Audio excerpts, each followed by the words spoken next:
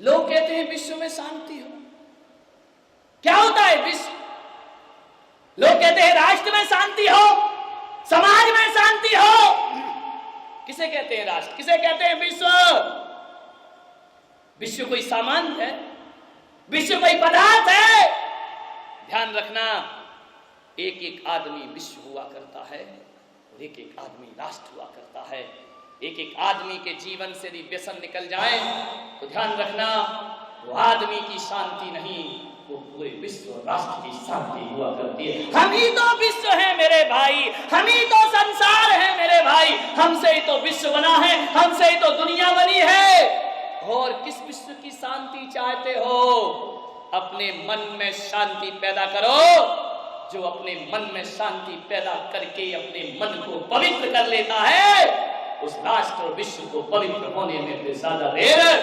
अपने आप को देखो मान्यवर, शराब पूरे परिवार को तबाह करती है, पीता एक है, दुर्दशा पूरे परिवार की होती है। एक आदमी को मैं जानता हूं, मैं एक बार जेल गया, एक दिन के लिए प्रवचन करने, और कुछ मत लगाओ अर्थ कि मैंने कोई कांड किया इसलिए जेल गया। हर शहर में जाता हूं, प्रवचन करने गया, उपदेश देने गया। मेरे प्रवचन के बाद मैंने क्या देखा कि एक कैदी एक पेड़ के नीचे बैठा आंसू लुढ़का रहा है। मेरा वहां से गुजरना हुआ, मेरी निगाहें पड़ी उस पर, मैंने जाकर उसके सिर पे हाथ रखा। मैंने कहा मेरे भाई रोते क्यों? बोले महाराज मैं इसलिए रो रहा हूं कि 8 दिन बाद मेरी सजा पूरी हो रही है। 20 साल की सजा गुजार ली मैंने, अब मैं बाहर निकल रहा हूं, इसलिए मेरी आंख से आंसू आ रहे हैं। मैंने कहा पागल, बाहर निकलते समय तो हर कैदी खुश होता है, पिंजरे से बाहर आता है, पक्षी आनंद में डूबता है। उसने मेरे पैर पकड़े, आंसुओं से पैर धो दिए कि महाराज चाहे कुछ भी करो, जेलर साहब से बोलकर मेरी सजा माफ मत करवाओ, मेरी सजा पूरी मत करवाओ। जितने दिन भी मैं जीना चाहता हूं इसी जेल के भीतर जीना चाहता हूं। मैंने कहा अजीब आदमी है। अधीक्षक साहब मेरे साथ चल रहे थे। मैंने कहा ये कैसा अजीब कैदी है, ये कहता है मुझे बाहर नहीं जाना है, मुझे यही रहना है, और मेरी सजा पूरे होते ही जेलर साहब मुझे जेल से बाहर कर देंगे। मैं बाहर नहीं जाना चाहता महाराज। मैंने कहा वजह क्या है? जेलर ने कहा कि वो टूटा हुआ आदमी है महाराज, ये बाहर की दुनिया में प्रवेश नहीं करना चाहता है। मैंने उसके जख्मों पर मलहम लगाने का प्रयास किया। मैंने कहा बता भाई तुझे क्या तकलीफ है, एक बात तो बता दे, क्या वजह थी जो तू इस जेल के भीतर अपनी जिंदगी गुजार रहा है? ये 20 साल गुजार दिए तूने। बोले महाराज मेरा भी एक परिवार था, एक बहुत अच्छी पत्नी थी, मेरे बच्चे थे,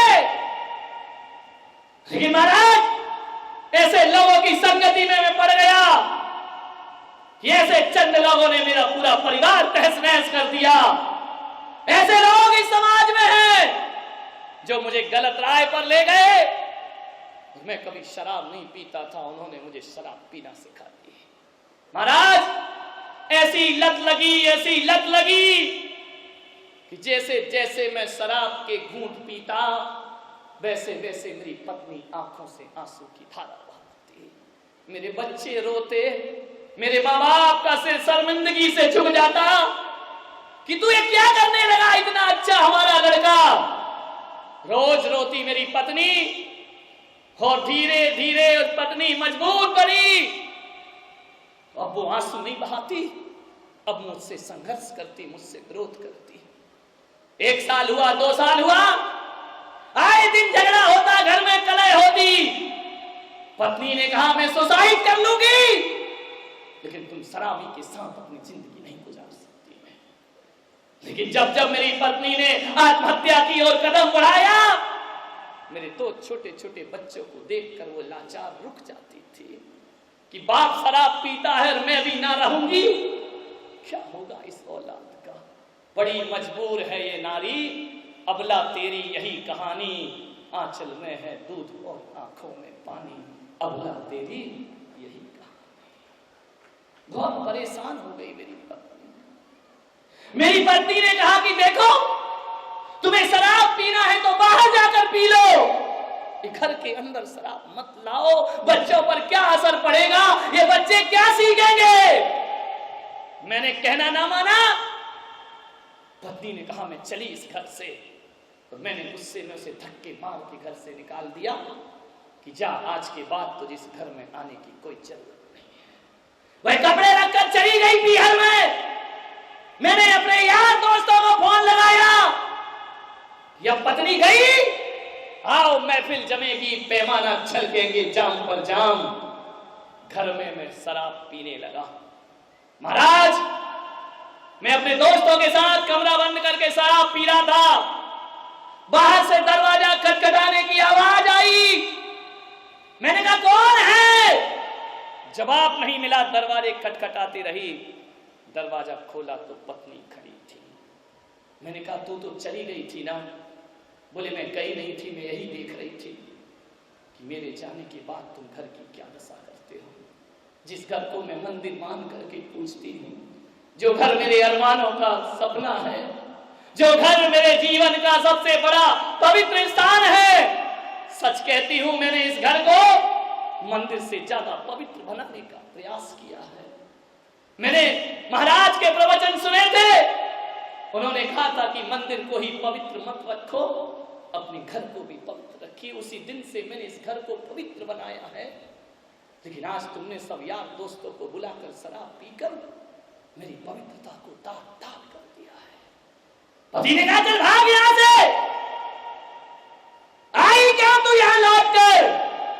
पत्नी को क्रोध आया, अंदर गई, तो जाकर के मेरी पत्नी ने मेरे दोस्तों की बेइज्जती की कि किसी का घर उजाड़ते तुम्हें शर्म नहीं आती है, किसी की पत्नी के ना रहते हुए उसके घरों में ऐसे काम करते हो, निकल जाओ इस घर से बाहर, ये घर मेरा है, मैं इसे संभालती हूं, इसी वक्त इस घर से निकल जाइए। और मेरे दोस्तों का अपमान क्या हुआ, मैं ऑफिस से बाहर ना रहा और मैंने एक राड उठाकर लोहे की पत्नी के सिर पर दे मारी। पत्नी चीखी, बेहोश हुई, खून की धार लगी और मेरे सामने देखते देखते मेरी पत्नी ने प्राणों का त्याग कर दिया। महाराज, एक शराब ने मेरा जीवन बर्बाद कर दिया, एक शराब ने मेरे घर को नाश कर दिया। मेरे बच्चे चीखते रहे, बिलखते रहे, क्रोध में मुझे नशे में कुछ ना दिखा, मैंने बच्चों को उठा के फेंक दिया। पत्नी का संस्कार हुआ, पुलिस आई, हथकड़ी डालकर मुझे ले गई। हत्या के आरोप में बच्चों को अनाथ आश्रम में डाल दिया गया। सोचिए मान्यवर, एक बोतल का थोड़ा सा शौक एक नशे ने कैसा हंसता खेलता घर उजाड़ के रख दिया। तो मैंने कहा अब तुम बच्चे बड़े हो गए होंगे, 20 साल के, कभी मिलने आते हैं? और एक बार भी मिलने नहीं आए मुझसे। अब तो थोड़ा काम करने लगे हैं, नौकरी करने लगे हैं। मैंने उन बच्चों को एक संदेश भेजा कि मेरे बच्चों मुझे माफ करो, मेरी सजा पूर्ण हो गई, अब मैं अपना जीवन सुधार कर तुम्हारे पास आ रहा हूं। दुख तो इस बात का है महाराज कि जिसके हाथ संदेश भेजा उसके हाथ बच्चों ने कहलवाया कि हम ऐसे बाप के बेटे कहलाना नहीं चाहते हैं जिसने हमारी मां की हत्या अपने हाथों से की। जाओ हमारे बाप से कहना कि हम बिना बाप के औलाद रहेंगे, हम अपनी दम पर अच्छे बने हैं, हम हत्यारे बाप की औलाद कहलाना पसंद नहीं करते हैं। और कह देना कि हम तुम्हें देखना भी पसंद नहीं करते हैं, आपको कोई जरूरत नहीं है हमारे घर में पैर रखने की। ऐसे कुल खाती बाप का हम करेंगे क्या? और जब बाप की जरूरत थी तब बाप जेल चला गया, और जब 20 साल के हो गए तब ये बाप को याद आया कि मेरी औलाद है। अरे ऐसे निकम्मे बापों से हमें कोई मतलब नहीं है, ध्यान रखिए। मान्यवर, यदि आप शराब पीते हैं, नशा करते हैं, तो घटना आपके घर कभी भी घट सकती है, ध्यान रखिए। इसे एक कोरी किस्से कहानी मत समझो। उसने कहा महाराज अब मैं बाहर निकल के क्या करूंगा, 20 साल से निकम्मा बैठा हूं। औलाद ने कहा हम तुम्हारा मुंह भी देखना पसंद नहीं करेंगे, एक कृपा करा दो महाराज, मेरी सजा बढ़वा दो। और सजा नहीं बढ़ती है, अब तो जीने की तमन्ना ही खत्म हो गई है। बाहर जाके करूंगा क्या, किसके घर जाऊंगा, कौन मुझे इज्जत देगा, कौन इस हत्यारे को अपने घर में रखेगा। मुझे फांसी की सजा दिलवा दो महाराज, मैं जीना नहीं चाहता। मान्यवर, एक नशा जीवन को किस तरह से बर्बाद करता है। अरे हम तो साधारण लोग हैं, यदि व्यसन की लत पांडवों को भी लग जाती है तो द्रौपदी भी दांव पर हाथ दी जाती है, ध्यान रखना। मान्यवर, इतना बुरा होता है ये नशा व्यसन कि कोई द्वारिका में यदि यादव लोग शराब पी लेते हैं तो दीपायन मुनि के द्वारा पूरी द्वारिका भस्म कर दी जाती है, ध्यान रखिए। मान्यवर, नशे से बचने का प्रयास करो, मत बढ़ावा दो, रोकथाम करिए इसकी। आप माँ बाप हैं, यदि आप अपने कोई नशा नहीं करो तो बच्चों पर भी ध्यान रखो कि उनके हाथ में कोई भी नशा नहीं आना चाहिए। ध्यान, जिंदगी को बर्बाद करती है ये शराब। शराब शब्द में 3 अक्षर है, शा, रा, बा। शा का अर्थ होता है जो सड़ाती है, रा का अर्थ होता है जो रुलाती है, बा का अर्थ होता है जो जिंदगी को बर्बाद कर जाती है। वो दुनिया में शराब कहलाया करती है। मान्यवर, शराब का जन्म भी सड़ने से होता है, तो शराब का अंत भी सड़ने से होता है। शराब जब पैदा होती है अंगूर को सड़ना पड़ता है, और शराब जब बन जाती है ना तो वो बेवकूफ सड़ता है जो बोतल को अपने होठों से डलाया करता है, ध्यान रखिए। मान्यवर, शीशी में रखा गंगा जल हजारों वर्ष में भी खराब नहीं होता, लेकिन मुंह में रखा शराब का ये गंदा जल पूरे जीवन को अपवित्र कर दिया करता है। जिसका जन्म सड़ने से, जिसका अंत सड़ने से है, इस शराब को हमें छोड़। डायोजनीज एक बहुत बड़ा दार्शनिक हुआ, वह भारत आया, उसके स्वागत में शराब परोसी गई। अरे गंगा जल परोसते, भारत का अमृत परोसते, पंचामृत परोसते, शराब परोसी गई। दत्त देखिए, विचार करिए। डायोजनीज को आमंत्रित किया, शराब परोसी, महंगी शराब बुलाई गई। डायोजनीज ने पैमाना भरा, देखा, फेंक दिया शराब। दूसरा भरा, फिर फेंक दिया। तीसरा भरा, फिर फेंक दिया। अब तो भारत से ना रहा गया। भारत ने कहा इतनी महंगी शराब आप जमीन पर फेंक रहे हैं, कोई गंदगी है क्या इसमें? डायोजनीज मुस्कुराया, बोले पूछते हो इसमें गंदगी है क्या? अरे ये बताओ इसमें अच्छाई कौन सी है जो तुम गंदगी की बात करते हो? अरे बोले कोई मक्खी गिर गई क्या, कोई कीड़ा गिर गया क्या? बोले मक्खी कीड़ा गिर जाती तो भी चल जाता। तो उन्होंने कहा कि आपको ये शराब नहीं पीना तो मत पिए, लेकिन इसे मिट्टी में क्यों मिला रहे हो? डायोजनीज ने कहा यदि इस शराब को मैं मिट्टी में नहीं मिलाऊंगा तो ये शराब तुम्हारे भारत को मिट्टी में मिला करके रख देगी। और मैं ये चाहता हूं कि शराब दुनिया को मिट्टी में मिलाए, उससे पहले हमें शराब को मिट्टी में मिला देना चाहिए। ध्यान रखिए, रोज रोज ये बोतल का तूफान आ रहा है। उड़ीसा में चक्रवात आया, पूरे देश में हो हल्ला मच गया। गुजरात में भूकंप आया, सारा देश स्तब्ध रह गया। राजस्थान में सूखा पड़ा, सारे देश के माथे पर चिंता की लकीरें आ गई। मान्यवर, उड़ीसा का तूफान रोज रोज तो नहीं आता, गुजरात में भूकंप हर साल तो नहीं आता, उस पर पूरे देश में हो हल्ला मच जाता है, संसद गूंज उठती है, विधानसभा गूंज उठती है, पार्लियामेंट में आवाजें बुलंद हो जाती है। मैं कहता हूं कि जो कभी कभार वर्षों में एक आध बार आता हो, 10 साल 20 साल में, उसमें पूरी संसद गूंज उठती है। ये बोतल का तूफान रोज आता है, चीन चपाट क्यों नहीं होती है मेरे भाई?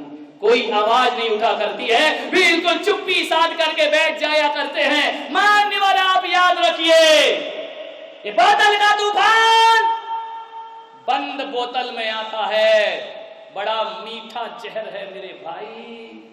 पीता एक है और नशा पूरे परिवार को चढ़ा करता है, दशा पूरे परिवार की। बड़ा मीठा जहर है ये शराब, घूंट घूंट में मौत घुली है, ध्यान रखना। तुम्हारी ही मौत नहीं घुली है, परिवार की मौत घुली है, बच्चों की मौत घुली है, माँ बाप की मौत घुली है, प्रतिष्ठा की मौत घुली है, इज्जत की मौत घुली है। घूंट घूंट में मौत को पिया करते हो तुम। मान्यवर, इसके खिलाफ आवाज उठना चाहिए।